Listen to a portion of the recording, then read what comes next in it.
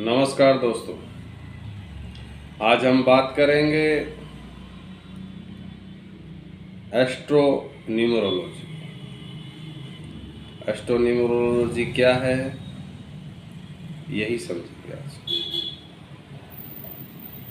कहने को तो ये नंबरों में घुमा रहे हैं कि 1 से लेकर 9 नंबर तक होते हैं, लेकिन जहाँ तक बात आती है तो चाहे न्यूमरोलॉजी हो, चाहे एस्ट्रोलॉजी हो, चाहे नाड़ी ज्योतिष हो, चाहे लाल किताब ज्योतिष हो, चाहे वास्तु हो, चाहे टेरो कार्ड हो, कोई सा भी हो, ऑकल्ट के अंदर में जितने भी है और लास्ट में ला करके ग्रहों के ऊपर ही उनका बेस जो है वो ग्रह ही है, नवग्रही बेस। अब जैसे न्यूमरोलॉजी वाले बोलते हैं या न्यूमरोलॉजी में बोलते हैं एक नंबर का मतलब सूर्य।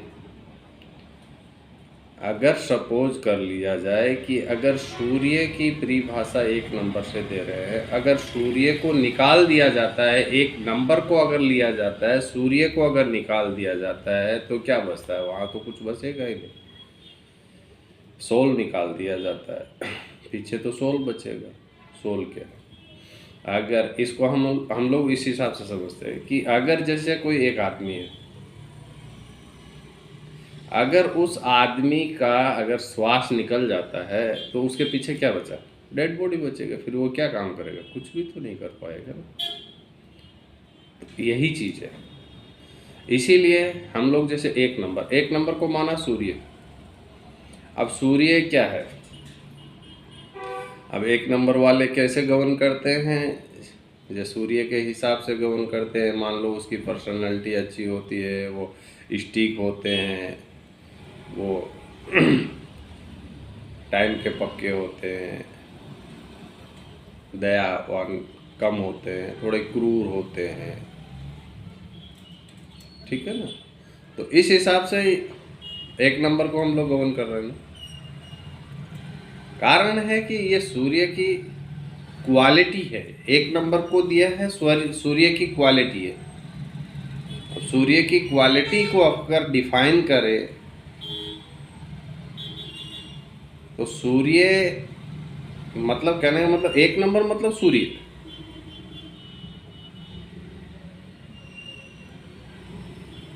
इसी हिसाब से। और सूर्य जैसे सरकार है, सूर्य जैसे घर में पिता है, ये सब सूर्य से गवर्न होते हैं।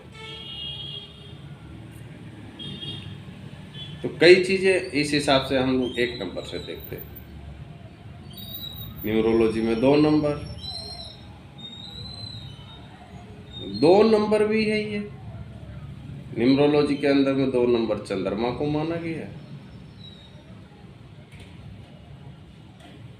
एस्ट्रोलॉजी में चंद्रमा और न्यूमरोलॉजी में 2 नंबर। तो यहाँ पे डिफाइन ऐसे ही करेंगे कि 2 नंबर को लेके अगर चलेंगे तो 2 नंबर कुछ नहीं है, लेकिन 2 नंबर मतलब चंद्रमा है। अब चंद्रमा अगर यदि है तो बहुत कुछ है। चंद्रमा अगर है तो बहुत कुछ है। चंद्रमा जैसे शीतलता है। चंद्रमा मन और मस्तिष्क है। मन मस्तिष्क का कारकत्व चंद्रमा है। और चंद्रमा हमारी माँ को सपोर्ट करता है। माँ को मतलब हमारे इमोशनल को सपोर्ट करता है। चंद्रमा की पदवी पानी को दी गई है।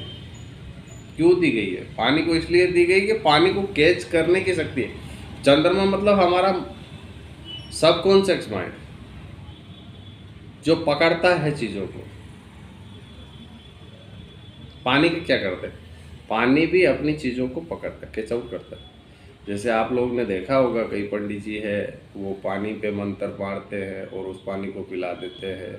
या जैसे आपने कई टीवी और सीरियलों में देखे होंगे कि जैसे ऋषि मुनि कोई पानी लेते हैं, उसमें कुछ बोलते हैं और पानी मार देते हैं। जैसे कई मंदिरों में हम लोग जाते हैं और वो पंडित जी लोग वहाँ से पानी देते हैं और सबके ऊपर छिड़काते हैं। हवन और पूजा कुछ होता है तो पानी डालते हैं। तो पानी क्या करता है, पानी चीज़ों को कैचअप करती है, इसीलिए चंद्रमा के प्रतिकारी पकड़ा गया। तो इस हिसाब से चंद्रमा को हम लोग डिफाइन करते हैं।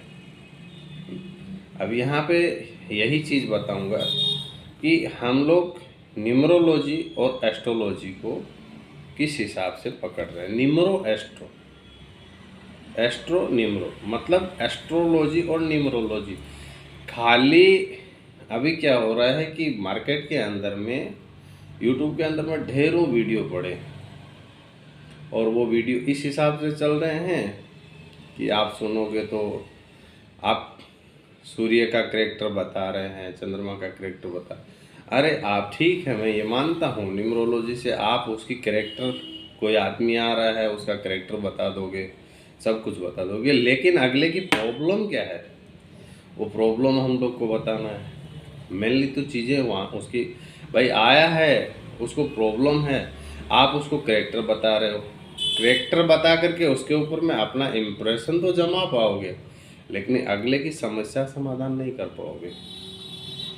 इसीलिए ये कहूँगा कि उसकी समस्या का समाधान कैसे हो सकता है, उस चीज़ को पकड़ो।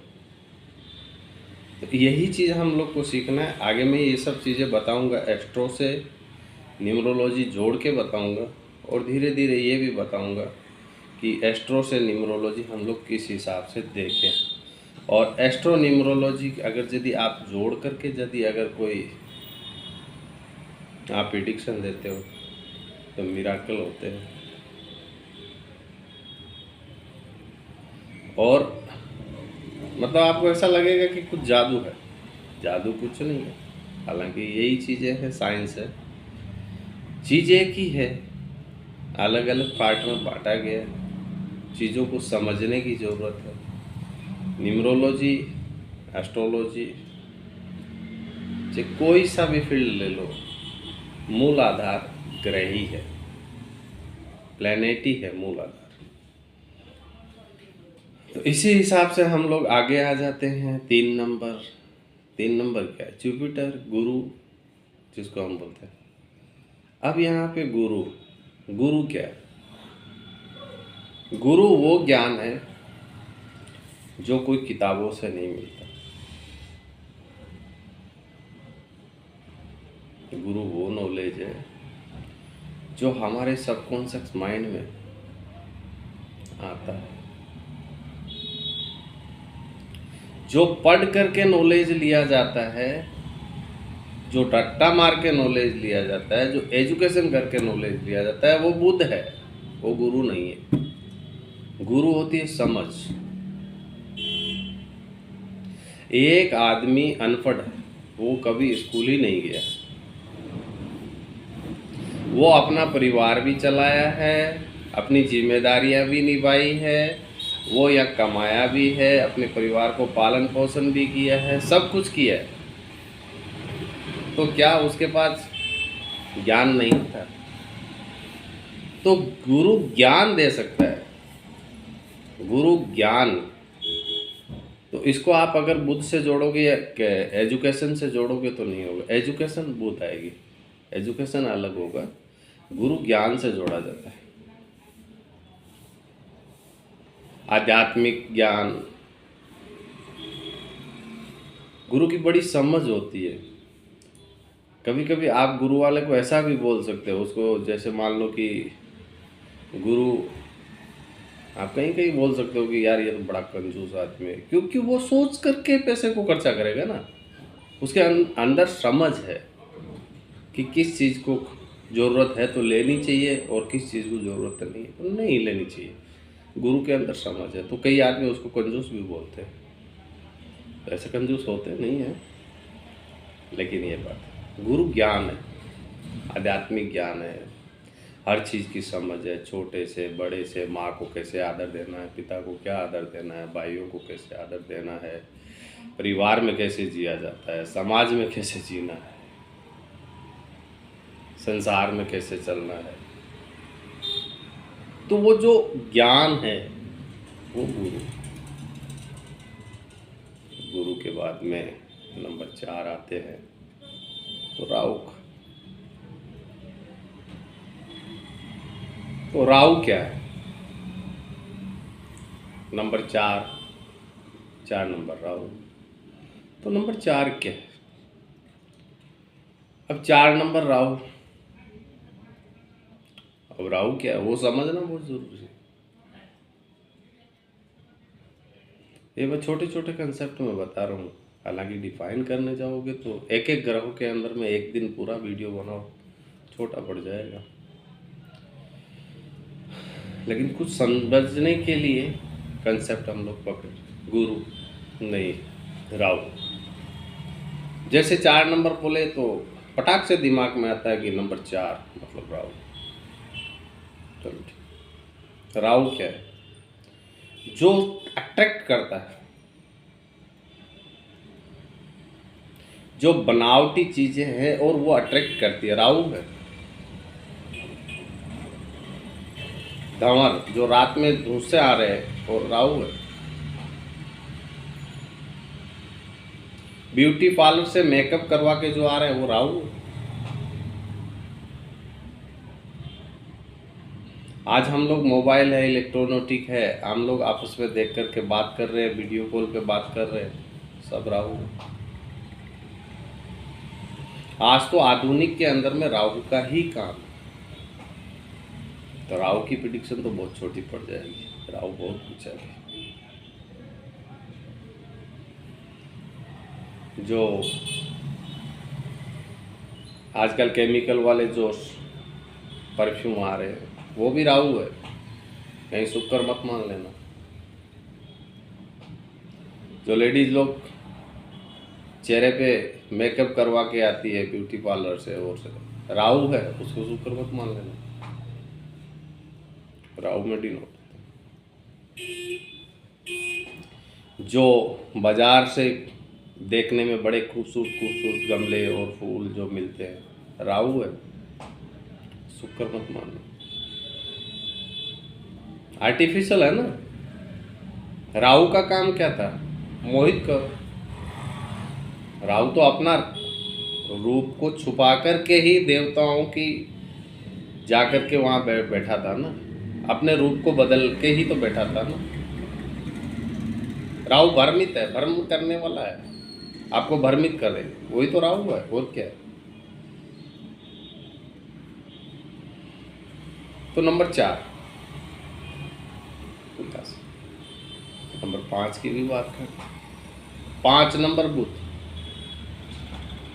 5 नंबर मतलब बुध। बुध की बात करते हैं, बुध क्या है?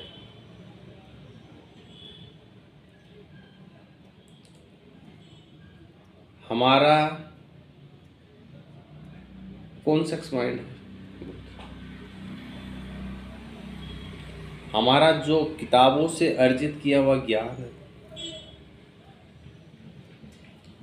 जो धार्मिक की किताबों को छोड़ करके जो बाकी पढ़ने वाली जो बुकें हैं वो बुध में आती है। लिखना पढ़ना बुध में आता है। इसमें काफ़ी कुछ है, जैसे धार्मिक ग्रंथ है वो बुध में नहीं लिए जाते हैं, बृहस्पति में लिए जाते हैं, लेकिन बाकी सब बुध में आते हैं।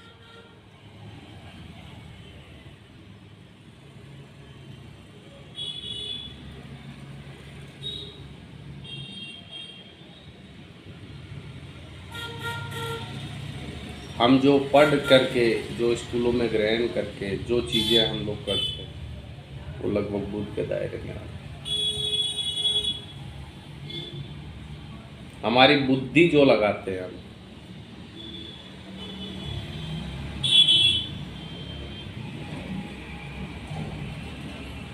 सबकॉन्शियस माइंड मतलब सोच समझ करके काम करने वाला, वो बुध के अंदर देखने में आता है।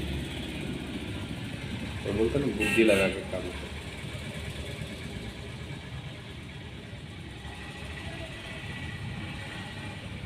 अब न्यूमरोलॉजी वाले यहाँ पे ये भी बोलते हैं कि बुध को मतलब अगले का ग्रिड में 5 नंबर नहीं है, लोसो ग्रिड में, तो 5 नंबर पर उसका नाम ला के रख दो। तो बैलेंस हो जाएगा। हो सकता है प्राकृतिक ने ऐसा नहीं चाहा होगा कि उसको 5 नंबर की ज़रूरत ही ना हो, और आपने कहीं 5 नंबर उसको दे दिया, और उसकी हॉरोस्कोप के हिसाब से अगर यदि देखा जाए वो जब पैदा हुआ था उस टाइम उसके बुध की कंडीशन कहीं खराब हो सकता है। तो कुदरत ने कुछ दिया है या कुछ किया है, तो कुछ ना कुछ तो वजह होगी वहाँ पे। ऐसा तो नहीं हो सकता कि कुदरत ने कुछ दिया है और वहाँ वजह नहीं होगी, ऐसा तो शायद नहीं होना चाहिए। फिर भी देखते हैं क्या होता है। अब आगे चलते हैं नंबर 6। नंबर 6 मतलब शुक्र। तो शुक्र की बात कर ही लेते हैं। शुक्र क्या है? शुक्र ब्यूटी, नेचुरल ब्यूटी, जैसे नेचुरली ब्यूटी है। जो चीज़ें नेचर के द्वारा बनाई गई है वो एक्चुअल ब्यूटी है, उसको पकड़ पाना ही शुक्र है। सपोजली जैसे ये दो सामान है, ये दो मोबाइल है, ये 1500 रुपये का है और वो 25,000 का है सपोजली, या ये कोई चीज़ है, ये देखने में बड़ी सुंदर है, 5,000 की है, और ये 15,000 की है, नेचुरल है। तो शुक्र वाला 5,000 की चीज़ नहीं लेगा, 15 वाली नेचुरल ही लेगा। वो डी को पसंद नहीं करेगा, मतलब डुप्लीकेट उसके आगे काम में है, वो इसको नेचुरली चाहिए। शुक्र मतलब नेचुरली।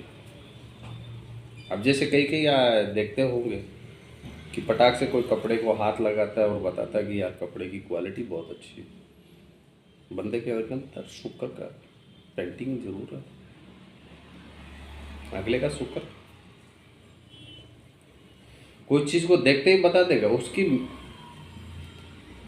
मतलब गुणवत्ता को पकड़ना ही शुक्र है। नेचुरल गुणवत्ता को पकड़ना ही शुक्र। बनावटी नहीं पकड़ेगा। जैसे नेचुरल फूल है, उनके अंदर में जो सुगंध आती है वो शुक्र में आती है। नेचुरल जो चेहरा है शुक्र में आता है। अब जा करके ब्यूटी पार्लर के अंदर में एकदम पूरा फाउंडेशन लगवा के, पाउडर वाउडर लगवा करके पूरा ब्यूटीफुल एकदम ब्यूटी, एकदम देखने में बड़े सुंदर हो, लेकिन वो शुक्र में नहीं आती है। शुक्र में नेचुरल ब्यूटी ही आती है, जो आपकी नेचुरल ब्यूटी है। लड़कियों को शुक्र माना गया, क्यों माना गया? रीजन ये है। अब जैसे मेरे पीछे में पिंक का पर्दा लगा हुआ,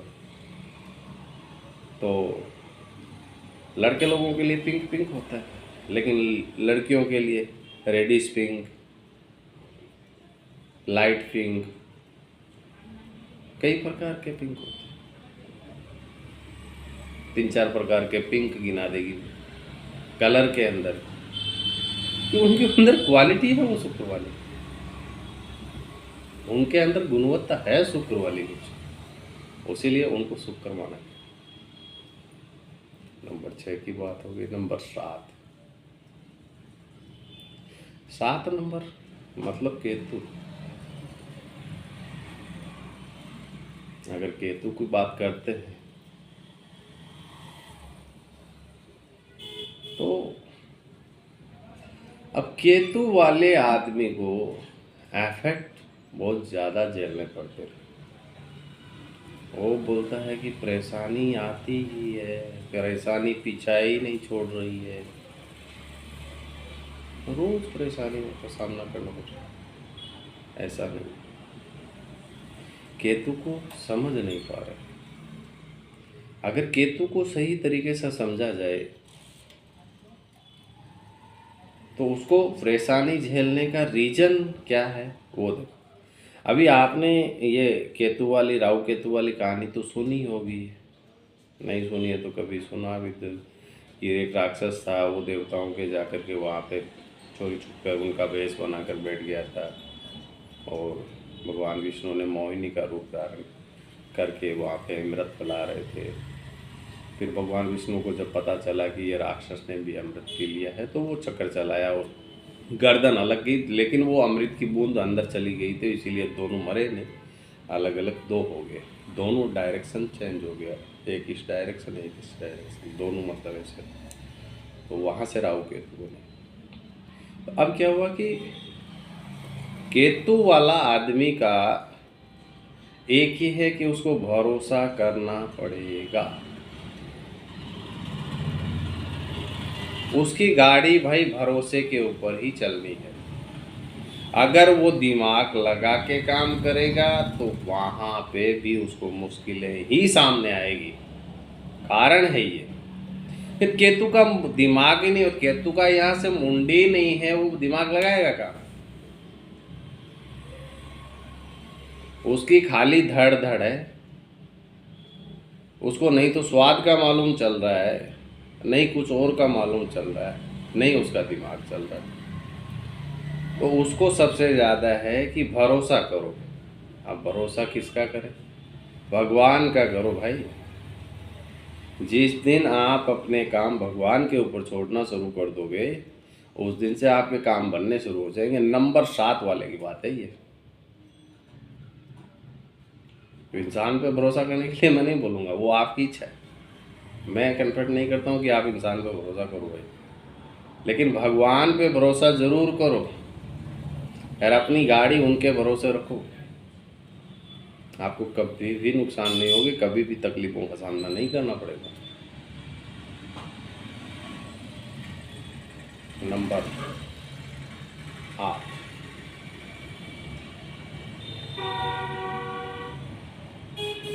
अब क्या है कि न्यूमरोलॉजी में यहाँ पे एक कंसेप्ट भी आता है कि 8 नंबर और 1 नंबर शत्रु होते हैं, और ये 8 नंबर मतलब 8 नंबर वाले के लिए 1 नंबर आ गया तो मतलब उसका एंटी हो गया, दुश्मन हो गया, अब तो उसका काम ही नहीं होगा। ऐसा नहीं है। कंसेप्ट को समझने की ज़रूरत है। ऐसा नहीं है, बिल्कुल भी ऐसा नहीं है कि 8 नंबर वाला को 1 नंबर सपोर्ट नहीं करता, ऐसा नहीं है। मैं क्लियर बता देता हूँ, ऐसा नहीं है। 8 नंबर वाले और 1 नंबर वाले मतलब ऐसा हो सकता है कि 8 नंबर का व्यक्ति और 1 नंबर का व्यक्ति दोनों के विचारों में फर्क हो सकता है, उनकी कंपेबिलिटी नहीं मिल सकती है, उनके विचारों में फर्क हो सकते हैं। उसके विचार अलग हो सकते हैं 8 नंबर वाले के, और 1 नंबर वाले के विचार अलग हो सकते हैं। लेकिन जब भाग्य की बात करते हैं तो हो सकता है कि 8 नंबर वाला व्यक्ति के लिए 1 नंबर वाला व्यक्ति भाग्यवर्धक हो सकता है, या 1 नंबर उसके लिए भाग्यांक हो सकता है, भाग्य का एक अंक हो सकता है, सूर्य उसका भाग्य हो सकता है। ऐसा नहीं है कि उसको सूर्य तकलीफ है, ऐसा नहीं है। 1 नंबर वाले के लिए भी 8 नंबर वाला भाग्य हो सकता है, ऐसा नहीं है कि उसको शनि डिस्टर्ब। हाँ, उसके जो मतभेद है, जो विचारधाराएं, वो अलग अलग हो सकती है। आपने कभी ऐसे देखे होंगे कि 2 लोगों की शादी होती है, 1 नंबर और 8 नंबर वालों की। अब वो दोनों की शादी होने के बाद में पति भी ग्रो किया है, अच्छा व्यापार कर रहा है या अच्छा उसकी सर्विस कर रहा है, पत्नी भी अच्छी व्यापार या अच्छी सर्विस कर रहे हैं, दोनों का भाग्य सपोर्ट किया होगा। लेकिन उनके प्रॉब्लम यहाँ आ रही कि उनकी विचारधारा नहीं मिल रही। वो जब एक जगह बैठते हैं तो उनके विचार नहीं मिलते, बाकी उनको कोई प्रॉब्लम नहीं है। तो ऐसा हो सकता है कि उनकी विचारधारा ना मिले, जबकि ये भाग्यांक और विचारधारा, भाग्य और विचार, कंपेबिलिटी और विचार और भाग्य दोनों अलग अलग है। कहीं 1 नंबर देखते ही आप ऐसा मत बोल दो कि अरे 1 नंबर आ गया मतलब आपका तो बड़ा गर्क हो गया, ऐसा नहीं। उसके लिए विचार नहीं मिले वो एक अलग मैटर होता है, लेकिन ऐसा भी नहीं है कि 1 नंबर उसके भाग्यवर्धक नहीं हो सकते, हो सकता है। क्यों हम लोग न्यूमरोलॉजी को अभी सिर्फ ऊपर ऊपर से पढ़ रहे हैं, ऊपर ऊपर से पढ़ाया जा रहा है। उसको डीप में जाकर नॉलेज करोगे तो बहुत कुछ मिलेगा, अंदर में जाओगे तो डीपली नॉलेज करोगे तो बहुत कुछ मिलेगा। ऐसा 3 नंबर 6 नंबर वाले के साथ में भी हो रहा है। अभी बात करते हैं नंबर 8 की। नंबर 8 किससे दर्शा रहे हैं? शनि से। शनि क्या है? शनि न्यायाधीश है, शनि कर्मेश है। शनि का मतलब है कि आपने जो कर्म किया है उसके आधार पे आपको रिजल्ट देना या फल देना, ये काम है शनि। आप किसी को आपकी वजह से, सपोजली एक हम लोग छोटा सा उदाहरण लेते हैं कि अगर जैसे मान लो जी हम अगर किसी को तकलीफ दे रहे हैं या हमारी वजह से किसी को तकलीफ हो रही है,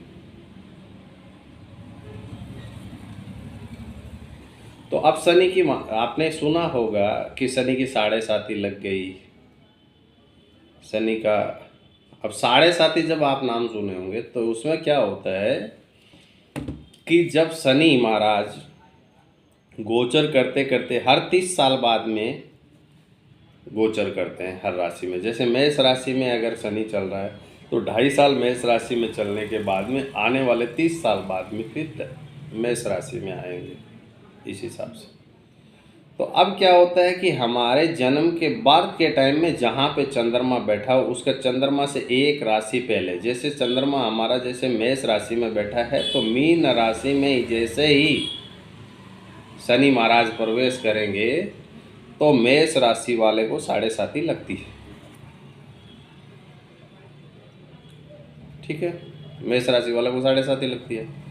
अब यहाँ से मेष राशि वाले को 7.5 लगी तो अब जितने भी हमारे बुरे कर्म या अच्छे कर्म, तो अब चंद्रमा पर लग रही है ना भाई। जैसे मीन राशि में गोचर किया, मेष राशि में चंद्रमा है तो उसको 7.5 लगी। वहाँ से पूछना शुरू कर दिया, शनि महाराज ने पूछना शुरू कर दिया, भाई आप डिटो खोलो, तेरा क्या क्या डिटो बचा हुआ है। क्यों? पावर है ना चंद्रमा के पास में, सबकॉन्शियस माइंड की जो एक प्रैक्टिकली जो चीज़ें हैं हमारे जन्मों जन्मांतर के जितने हैं हमारे सबकॉन्शियस के अंदर स्टोर होके पड़े हुए हैं। हमने क्या कर्म, हमारा कितने कर्म हम भुगते हैं, क्या किए हैं नहीं किए, वो सबकॉन्शियस में पड़े हैं। तो शनि महाराज आते ही पूछते हैं, भैया चिट्ठा क्या है तेरा बताओ। चंद्रमा जी चिट्ठा खोलते हैं। अब हमारे अच्छे कर्म हैं तो हमको अच्छा रिजल्ट मिलता है, हमारे कर्म कुछ खराब है तो हमको खराब रिजल्ट मिलने शुरू हो जाते हैं, मुश्किलें बढ़नी शुरू हो जाती। तो 7.5 साल में तो हमको सलेंडर कर देते हैं, नहीं तो हमको वाह करवा देते हैं। यही तो है। तो इस हिसाब से शनि न्याय का धीश है, जज है। शनि न्याय का डायरेक्ट फैसला करते हैं। आप अगर ट्रैफिक के अंदर में अपनी गाड़ी लगा के चले जाते, आपकी गाड़ी की वजह से आधा घंटा किसी को देरी हुआ और उस गाड़ी की वजह से किसी को तकलीफ झेलना पड़ा, तो सपोज मान लीजिए कि वो शनि महाराज जब भी आएंगे तो वो फल आपको ज़रूर देंगे। उदाहरण के तौर पे बता रहा हूँ कि आपकी वजह से किसी को तकलीफ हुई है तो वो शनि महाराज वहाँ पे जब आएंगे 7.5 के पीरियड में तो वो रिजल्ट वहाँ एंड कर। तो शनि मतलब न्यायाधीश, न्याय करना है। आपने अच्छे कर्म किए तो अच्छा न्याय मिलता है, बुरे कर्म किए बुरे। ऐसा नहीं है कि शनि वाले के लिए 1 नंबर खराब है, नहीं है। 1 नंबर वाले के लिए 8 नंबर खराब है, नहीं है। खाली विचारधारा का मतभेद हो सकता है, बाकी ऐसा नहीं है कि नंबर खराब है, नहीं होते। नंबर 9,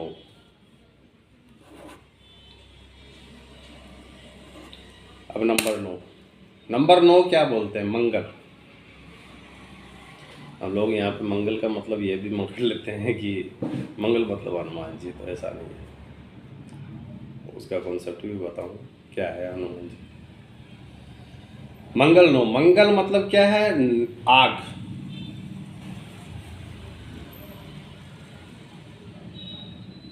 मंगल मतलब आग।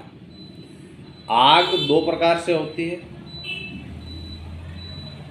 इसको क्रूर में, ज्योतिष के अंदर में इसको क्रूर ग्रहों में लिया जाता है, सम ग्रहों में नहीं लिया जाता। मंगल को क्रूर ग्रहों में लिया जाता है, सूर्य को भी क्रूर ग्रहों में लिया जाता है। क्यों सूर्य को क्रूर ग्रहों में किस लिए लिया जाता है? इसलिए लिया जाता है यहाँ पे सूर्य को क्रूर ग्रहों में कि सूर्य को जब आप देखोगे तो आप नकार नहीं सकते। सूर्य का मतलब यह है कि आप नकार नहीं सकते। आपको हो सकता है कि सूर्य की रोशनी आपको पसंद हो, धूप पसंद हो,